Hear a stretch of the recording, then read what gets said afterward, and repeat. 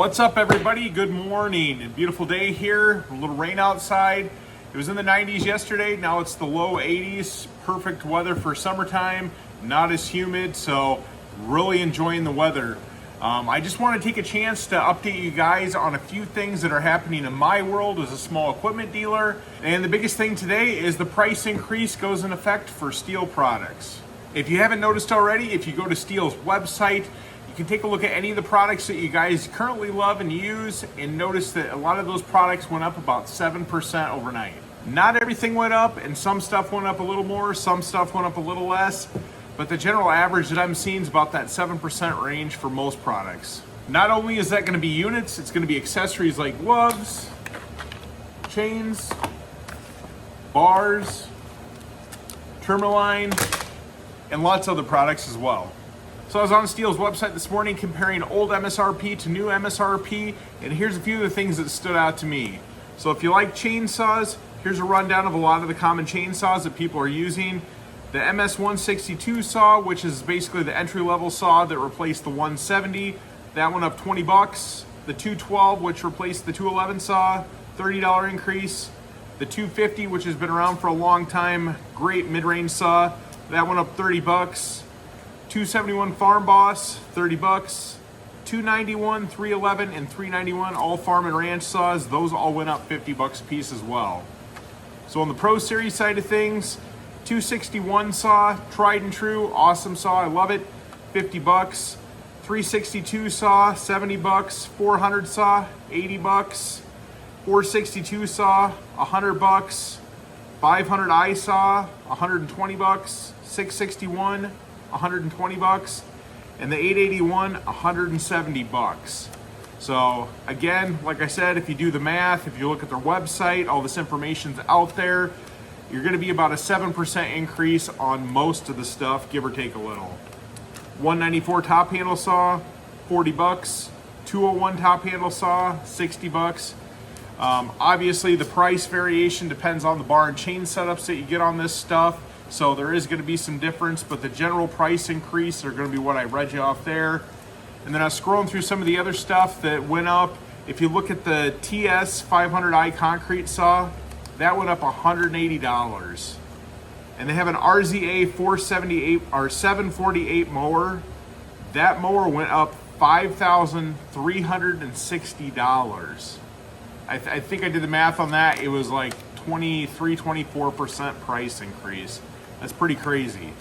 So I don't know when all these price increases are going to stop. If you watch my other videos, Husqvarna went up last fall. A lot of their pro saws were up to about $50 price increase. If you watch my video on the climbing gear, a lot of that stuff hit about 30% price increase earlier in the year. They've been doing periodic price increases, roughly 10% every month, every other month.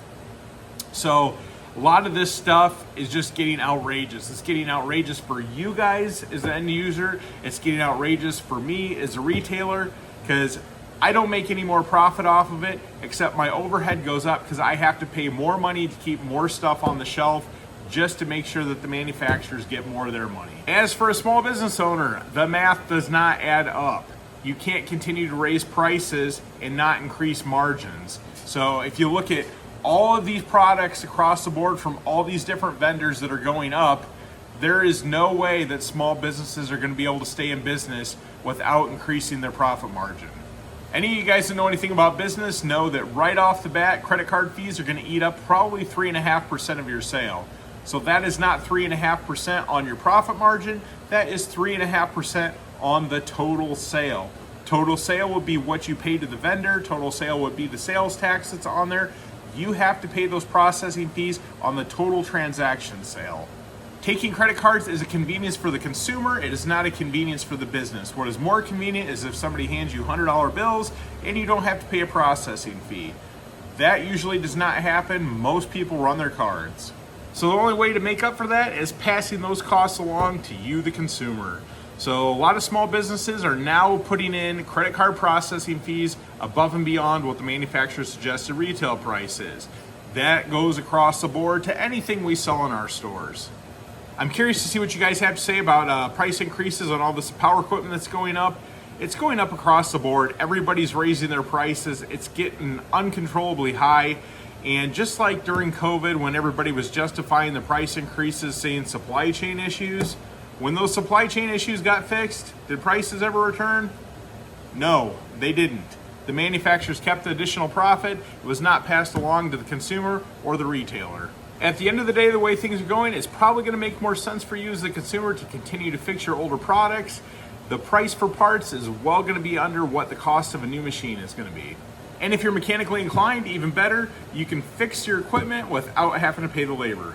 I am going to start a program showing you guys how to do repairs. I do a lot of repairs in the videos, but I want to take an in-depth approach to show you guys how you can service some of your own equipment and how you can keep it from getting to the point where stuff needs to be repaired. So a lot of the stuff is preventative maintenance that you guys can do, making sure that stuff's taken care of and cleaned, and it's going to save you a lot of money in the long run. So once I get that content up and running, you guys are going to get exclusive access to seeing what I do in those repair videos and how to save yourself a lot of time and money. Make sure you guys subscribe to my channel for exclusive content on how to fix equipment, how to save yourself a lot of money and a lot of time in the process. And that way you don't have to go to repair shops, you can do it all yourself. And if you guys like this video, make sure you guys like it down below. And if you're so inclined, share this video to your social media as well. So that's all I got for you guys on this update. Thanks for watching the video, and I hope you guys have an awesome rest of your day.